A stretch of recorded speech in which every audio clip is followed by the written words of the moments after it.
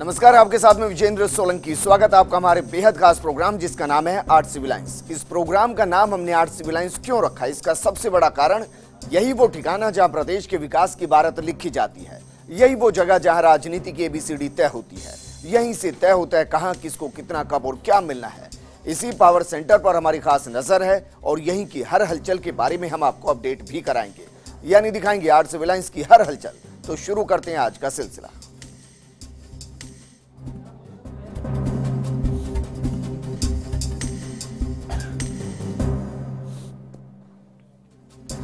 मुख्यमंत्री अशोक गहलोत ने जयपुर में प्रेस वार्ता करते हुए मोदी सरकार को जमकर घेरा। इस दौरान उन्होंने कहा कि मोदी सरकार कांग्रेस की न्यूनतम आय गारंटी योजना से घबरा गई है और इसी के चलते ही गांधी परिवार को निशाने पर लिया जा रहा है। गहलोत ने कहा कि यह लोकसभा चुनाव लोकतंत्र और देश को बचाने का है। बीजेपी चुनाव जीतने के लिए कुछ भी कर सकती है। ये रिपोर्ट देखिए। 2 महीने में इतने फैसले, खाली फैसले नहीं हुए, फैसले लागू हो गए। फैसला करने में, लागू करने में रात दिन का फ़र्क होता है। वो भी हमने किया है। आप लोग उसको अप्रिशिएट करोगे और आप उसको अपने तरीके यूज़ कर सकते हैं, क्योंकि मेरे ख्याल से पहली गवर्नमेंट है राजस्थान गवर्नमेंट देश के अंदर जिसने सरकार बनते ही बड़े बड़े फैसले किए और कम समय में किए, लागू कर दिए उसको। बीजेपी वाले जो बोलते हैं 100 दिन में कुछ नहीं किया, या जो उनके जुमले आते रहते हैं, आपकी मजबूरी का आपको छापते रहते हैं।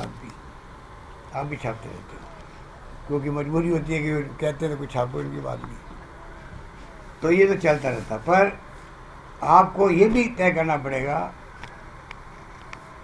मीडिया के परिवार के लोगों को कि सच्चाई किन के साथ में है, सच्चाई का पुट भी उसमें आना चाहिए। ये जो राहुल गांधी जी ने अनाउंसमेंट किया था न्यूनतम आय योजना,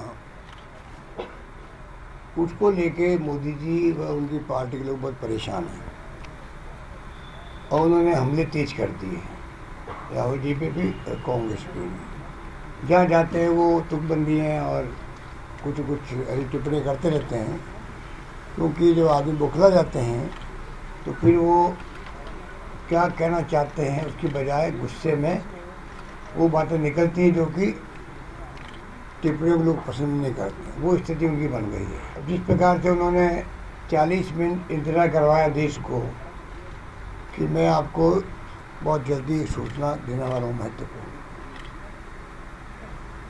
खुदा पहाड़ निकली चोया जो कहावत पुरानी है, पूरा देश हतप्रत रह गया कि ये हमें क्यों इंतज़ार करवाया गया। लोग तो बड़े आशंकित हो गए, भय में आ गए कि पता नहीं आज को और नोटबंदी हो रही है या पता नहीं क्या घोषणा कर देंगे। पता पड़ा ही लोगों को, और बातें वो बोली जो DRDO के खुद के डायरेक्टर बोल सकते थे। ये 35-40 साल लगे हैं इसरो की स्थापना करने में। और वैज्ञानिक सोच जो पंडित नेहरू की उस जमाने में थी, इंदिरा जी के वक्त में स्थापना हुई, 35-40 साल लगे हैं इसरो बनने में। वो ऐसा परेड करते थे कि उनके आने के बाद में ही सब कुछ हो रहा है। 100 उपग्रह छोड़े जा रहे हैं और ये साइंटिस्टों ने एक नई उपलब्धि कर ली है। ये इस प्रकार से हर चीज़ को प्रस्तुत करते हैं जैसे कि ये तमाम चीज़ें 4.5 पौने 5 साल, जो भी समय लगभग 5 साल इनके कार्यकाल की उपलब्धि ही हो, उस रूप में ये हर चीज़ को प्रस्तुत देश के सामने कर रहे हैं। इनको भ्रम है, अब ये हवा में उड़ रहे हैं। ये इनकी पार्टी के लोग, इनके नेता लोग ये समझ बैठे हैं कि सरकार हमारी आने वाली है, जो कि संभव नहीं होगा, क्योंकि असली जान चुके हैं कि ये जुमलेबाजी करते रहते हैं और प्राइम मिनिस्टर वादे करते हैं, वो झूठे साबित होते हैं, उन वादों को भूल जाते हैं, नए वादों पर ये बात कहते हैं अपनी, और उपलब्धियाँ क्या रही देश के सामने की 5 साल की, उस पर कोई बताते नहीं। तो धीरे धीरे मैं समझता हूँ जनता अब समझ चुकी है कि ना 15 लाख रुपए आए, ना अच्छे दिन आए, ना 2 करोड़ लोगों को रोजगार मिला और ना काला धन आया। जो इनके मेन थीम थी इनकी, उसमें पूरी तरह फेल हो गए। तो आज इनकम टैक्स और ईडी जो है वो जिस रूप में बिहेव कर रहे हैं और सीबीआई ऊपर से, उससे मीडिया वाले हों, इंडस्ट्रियलिस्ट हों, व्यापारी हों, पॉलिटिशियन हो, सब घबराए हुए हैं, क्योंकि चुन चुन करके बदले लेने की भावना से काम हो रहे हैं, चुन चुन करके हो रहे हैं। ये डेमोक्रेसी खतरे के बारे में क्यों करते हैं? आज तो शायद आप भी कितना मानोगे तो आपका दिल जाने, पर मोदी जी की तरह लोग वापस आ गए सत्ता में तो आगे चुनाव होंगे भी नहीं भी होंगे। जैसे मैंने कहा चाइना के अंदर चुनाव भी होते हैं, नहीं भी होते हैं, पहले तय हो जाता है कि कौन जीतेगा। तो ये बहुत खतरनाक बात है जो मैं कह रहा हूँ। मैं राजस्थान का प्रथम सेवक हूँ, तीसरी बार बना हूँ मुख्यमंत्री के रूप में, तो मेरी जिम्मेवारी है कि मैं आगाह करूँ लोगों को। कितनी बात मानेंगे कितनी बात नहीं मानेंगे वो तो जनता पे निर्भर करता है, इंसान पे निर्भर करता है, पर हमेशा पॉलिटिशियन की ये भावना होनी चाहिए वो सच्चाई को रखी जनता के सामने। इसलिए मैं कहना चाहूँगा कि ये चुनाव बहुत महत्वपूर्ण है। ये चुनाव लोकतंत्र को बचाने का चुनाव है, संविधान को बचाने का चुनाव है। हम तो इसके इस रूप में देखते हैं कि आज सबके मुंह पे ताले लग गए हैं, सबके मुंह पे ताले लग गए हैं, और आप समझ लो कि कोई बोलता है तो देश द्रोही होता है वो, आप उस सरकार की आलोचना करें तो देश द्रोही बन जाते हैं। इतना भय है कि लोग टेलीफोन पे बात नहीं करते हैं, मोबाइल पे है तो व्हाट्सएप बात करते हैं, लैंडलाइन पे बात करते हैं, कहने लग गए हैं। ये नौबत क्यों आ रही है? तो एक इंसान को अगर फ्रीडम नहीं है तो फिर लोकतंत्र क्या है? वहीं मीडिया से रूबरू होते हुए सीएम गहलोत ने अपने बेटे और जोधपुर से लोकसभा प्रत्याशी वैभव गहलोत को जीत का मंत्र दिया। गहलोत ने कहा कि उन्हें पूरे दमखम के साथ चुनाव मैदान में उतरना होगा, क्योंकि उन्हें नेता बनना है तो प्रचार भी खुद ही करना होगा। जरा सुनिए। चुनाव भी करना चाहिए। जो नेता बनना चाहता है और जो उम्मीदवार होता है वो उनको खुद को दमखम के साथ उतरना चाहिए मैदान में, और मुझे यकीन है कि वो दमखम के साथ उतरेंगे। चुनाव भी करना चाहिए। जो नेता बनना चाहता है और जो उम्मीदवार होता है वो उनको खुद को दमखम के साथ उतरना चाहिए मैदान में, और मुझे यकीन है कि वो दमखम के साथ उतरेंगे। आगे बढ़ते हैं और अब हम आपको दिखाते हैं मिशन 25 पर मुख्यमंत्री अशोक गहलोत की रणनीति। दरअसल 1 अप्रैल को अशोक गहलोत की चुनावी सभाएं होंगी। प्रतापगढ़ के अरनोद, उदयपुर के गोगुंदा में सभाएं यहां पर होंगी। वहीं बांसवाड़ा के बागेदौरा में भी मुख्यमंत्री की सभा होनी है। 2 अप्रैल की जानकारी हम आपको देते हैं, लेकिन उससे पहले जरा देखिए। प्रतापगढ़ के अरनोद में, उदयपुर के गोगुंदा में सभा यहां पर होंगी। इसके अलावा बांसवाड़ा की बागेदौरा में भी मुख्यमंत्री की सभा होनी है। 2 अप्रैल को पाली, राजसमंद और भीलवाड़ा में सभा यहां पर की जाएंगी। पाली के मारवाड़ जंक्शन में, राजसमंद के देवगढ़ में सभा का आयोजन किया जाएगा। वहीं भीलवाड़ा की सहाड़ा में भी मुख्यमंत्री अशोक गहलोत की सभा है।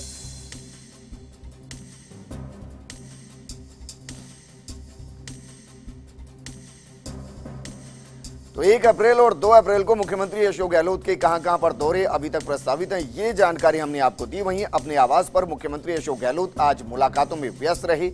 यादव समाज के प्रतिनिधिमंडल ने मुख्यमंत्री अशोक गहलोत के आवास पर उनसे मुलाकात की। सांसद करण सिंह यादव, हरीश यादव और नवीन यादव ने सीएम गहलोत से जयपुर ग्रामीण सीट पर यादव उम्मीदवार को चुनावी मैदान में उतारने की मांग की। वहीं दौसा लोकसभा क्षेत्र से कांग्रेस प्रत्याशी सविता मीणा ने भी मुख्यमंत्री अशोक गहलोत से मुलाकात की और लोकसभा चुनाव में आलाकमान की उम्मीद के मुताबिक जीत दर्ज करने का दावा किया। वहीं कई अन्य समाज के प्रतिनिधिमंडल ने भी सीएम अशोक गहलोत से मुलाकात की। गहलोत ने भी सभी से आत्मीयता से मुलाकात की।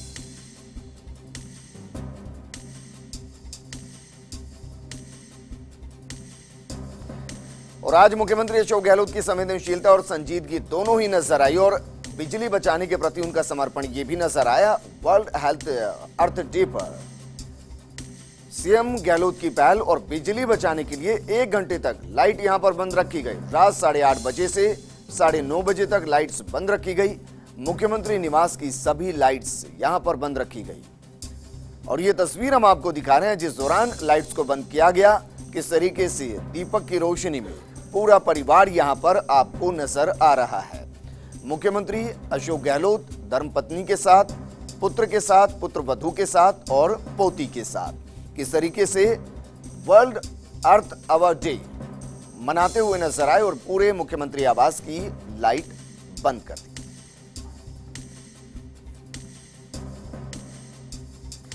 वहीं आज राजस्थान दिवस है और इस मौके पर बिरला सभागार में काव्या इंटरनेशनल स्वच्छ नगर संस्था के संयुक्त तत्वाधान में सम्मान समारोह का आयोजन किया गया। मुख्यमंत्री अशोक गहलोत बतौर मुख्य अतिथि कार्यक्रम में मौजूद रहे और विभिन्न क्षेत्रों में सराहनीय काम के लिए प्रतिभाओं का सम्मान भी किया। कला एवं संस्कृति मंत्री पीडी कल्ला ने कार्यक्रम की अध्यक्षता की। इस मौके पर मंत्री गोविंद सिंह डोटासरा, सुभाष गर्ग, पूर्व मेयर ज्योति खंडेलवाल, राजीव अरोड़ा सहित कई गणमान्य लोग मौजूद रहे। सम्मानित होने वालों में justice Vinod Shankar Dave, justice Shiv Kumar Sharma, D R. Mehta, Lakshmi Prasad Pant समेत 20 हस्तियां शामिल रही। कार्यक्रम को संबोधित करते हुए सीएम अशोक गहलोत ने कहा कि आज के दिन मैं उन लोगों को याद करता हूं जिन लोगों ने प्रदेश को बनाने में अपना जीवन लगा दिया। सीएम ने पूर्ववर्ती बीजेपी सरकार पर भी निशाना साधा। उन्होंने कहा कि पिछली सरकार ने राजस्थान दिवस पर दिए जाने वाले राजस्थान रत्न सम्मान बंद कर दिया था। गहलोत ने मंच से राजस्थान रत्न को फिर से शुरू करने की घोषणा की। सीएम ने बीजेपी पर निशाना साधते हुए कहा कि जो आलोचना नहीं सुन सकता वो नेता नहीं हो सकता। इसके साथ ही सीएम ने न्याय योजना का भी जिक्र किया। उन्होंने कहा कि देश के 25% गरीब लोगों को योजना का लाभ मिलेगा।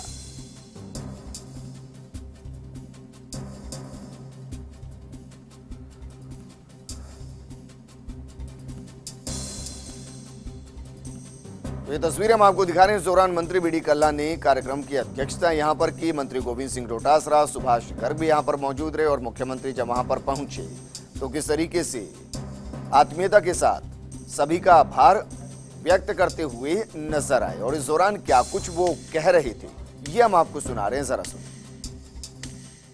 राजस्थान दिवस प्रतिवर्ष मनाया जाता है। मनाने के तरीके अलग अलग हो सकते हैं, परंतु पूरे प्रदेश के अंदर जब राजस्थान दिवस आता है तो आम लोगों के दिलो दिमाग के अंदर एक गर्व महसूस होता है। इतिहास के जानकार होते हैं, उनको भी अलग आनंद आता है कि आज़ादी के वक्त में, आज़ादी के पहले राजस्थान क्या था और आज़ादी के बाद में हम कहाँ निकल पहुँचे, कोई कल्पना भी नहीं कर सकता। कोई कल्पना नहीं करता। जो यहाँ बहुत सीनियर सिटीजन बैठे हुए हैं वो जानते हैं कि आज़ादी में जयपुर क्या था, बनीपाल क्या था या बनीपाल था क्या। पूरे प्रदेश के अंदर जो कुछ आज़ादी दिख रहा है वो जब लोक पुरुष सरदार वल्लभ भाई पटेल ने 22 रियासतों को बुलाने का काम किया, उनका नाम तो स्वर्ण वर्षों में लिखा गया और लोकतंत्र की स्थापना के बाद में एक के बाद एक मुख्यमंत्री बनते गए। हिरालाल शास्त्री जी से लगा करके टीकाराम पालीवाल जी, श्री राजस्थान जयनारायण राय जी, मोहनलाल सुखाड़े साहब, बरगुतमा खान साहब, हरदीप जोशी जी, देव सिंह शेखावत साहब, जगन्नाथ पांड्या जी, शिवसेन माथुर जी, रेला देवपुरा जी, श्रीमती कृष्ण राजे जी और मुझे भी आपकी प्रथम सेवक के रूप में काम करने का सौभाग्य मिला। आज राजस्थान दिवस है, क्यों नहीं नव संवत्सर के दिन राजस्थान दिवस मनाया जाना चाहिए। इतिहास को सामने लाकर इस तरह की बातें सामने आ रही हैं। ऐसा इसलिए है कि संयुक्त राजस्थान का उद्घाटन उस दिन हुआ था जिस दिन चैत्र शुक्ल प्रतिपदा थी। संयोग से ये दिन था 30 मार्च 1949। तत्कालीन उप प्रधानमंत्री लौह पुरुष सरदार वल्लभ भाई पटेल ने भी उस वक्त कहा था आज के दिन साल बदलता है, शक बदलता है, आज शुभ है। पटेल के इन्हीं ऐतिहासिक शब्दों को सामने रखकर नववर्ष समारोह समिति राजस्थान दिवस को नव संवत्सर के दिन मनाने की मांग कर रही है। ये रिपोर्ट देखिए। संयुक्त राजस्थान के गठन के पीछे लौह पुरुष सरदार वल्लभ भाई पटेल की अहम भूमिका रही। उन्हीं के प्रयासों के कारण अलग अलग रियासतों और रजवाड़ों में बटे राजस्थान को एकीकरण का अमली जामा पहनाया गया। देश के तत्कालीन उप प्रधानमंत्री और गृह मंत्री ने 30 मार्च 1949 को संयुक्त राजस्थान की नींव रखी। संयोग था कि उस दिन तिथि मुताबिक हिंदू नववर्ष का आगाज हुआ था। यूं कहें नव संवत्सर की शुरुआत हुई थी। इसलिए सरदार वल्लभ भाई पटेल ने ये कहा था, राजपूताना में आज से नए साल का प्रारंभ है। यहाँ आज के दिवस साल बदलता है, शक बदलता है। ये नया वर्ष है तो आज के दिन हमें नए महाराजस्थान के महत्व को पूर्ण रीति से समझ लेना चाहिए। आज अपना हृदय साफ कर ईश्वर से हमें प्रार्थना करनी चाहिए कि वो हमें राजस्थान के लिए योग्य राजस्थानी बनाए।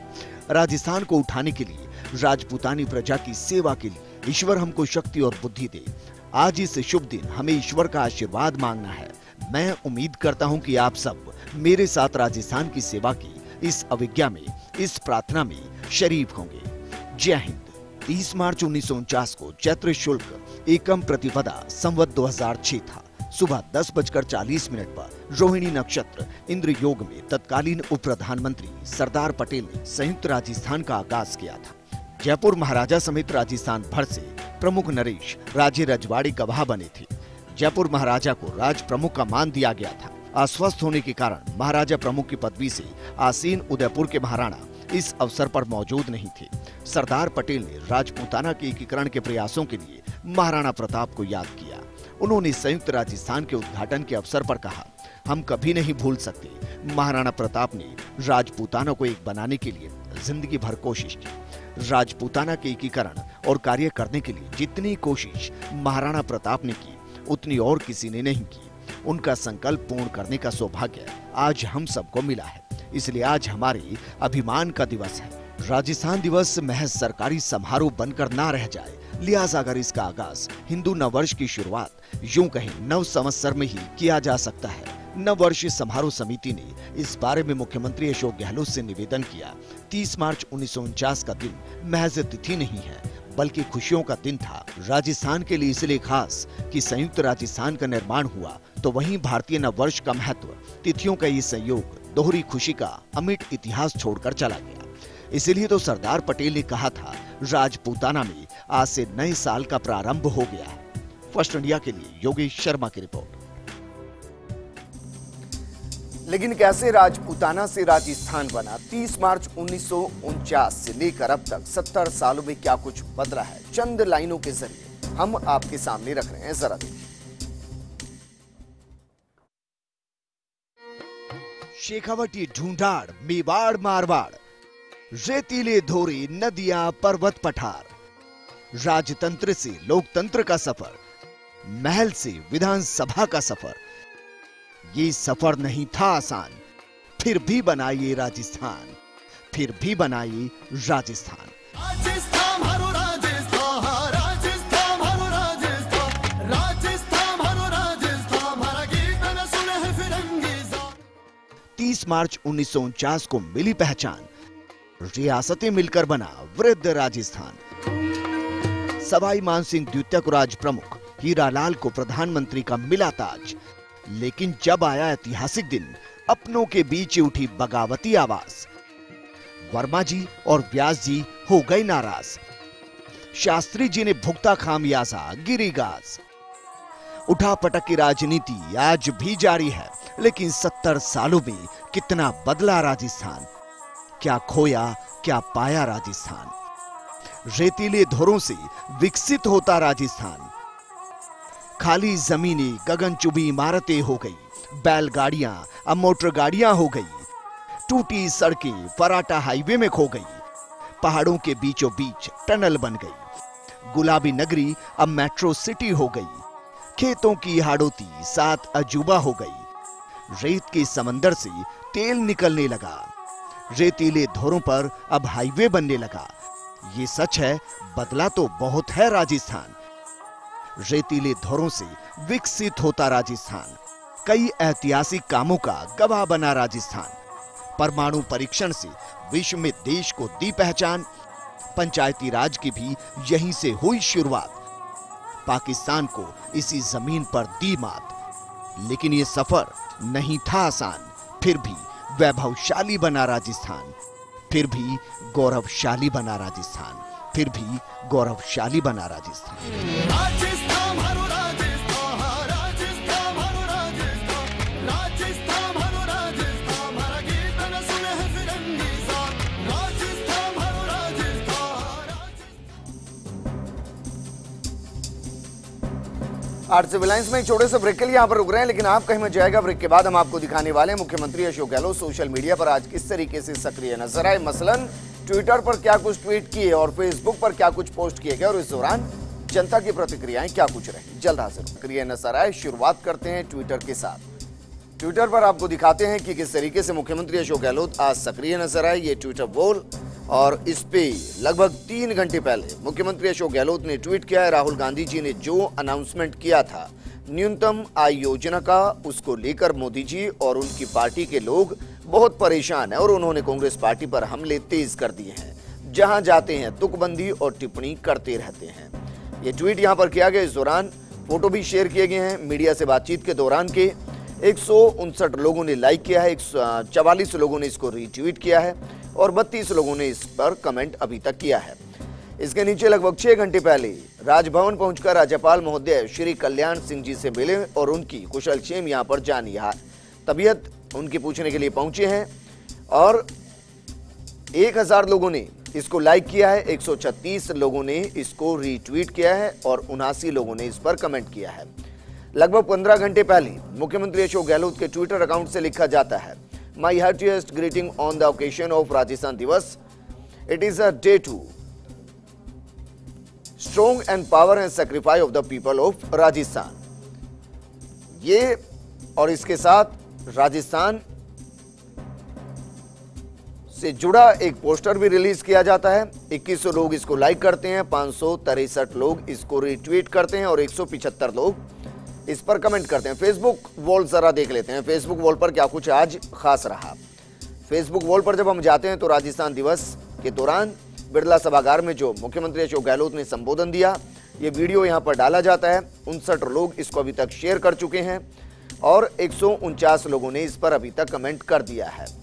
वहीं इससे नीचे जब हम आते हैं तो लगभग 4 घंटे पहले मुख्यमंत्री अशोक गहलोत के फेसबुक अकाउंट से लिखा जाता है, राहुल गांधी ने अनाउंसमेंट किया था कि न्यूनतम आय योजना, उसको लेकर मोदी जी और उनकी पार्टी के बहुत लोग परेशान हैं और उन्होंने हमले तेज कर दिए हैं राहुल जी पर भी और कांग्रेस पर भी। जहां जाते हैं तुकबंदी और टिप्पणियां करते रहते हैं, क्योंकि जो आदमी बौखला जाते हैं वो ये क्या कहना चाहते हैं उसकी बजाय गुस्से में वो बातें निकलती हैं जो कि टिप्पणियों में लोग पसंद नहीं करते हैं। इस दौरान वीडियो भी शेयर किया गया है। 141 लोगों ने इस पोस्ट को शेयर किया है और 443 लोगों ने इस पर अभी तक कमेंट कर दिया है। तो ये मुख्यमंत्री अशोक गहलोत की सोशल एक्टिविटीज किस तरीके से वो ट्विटर पर ट्वीट करते नजर आए और फेसबुक पर पोस्ट करते हुए नजर आए। आर्ट सिविल लाइंस में फिलहाल इतना ही। आप बने रहिए फर्स्ट इंडिया न्यूज के साथ। नमस्कार।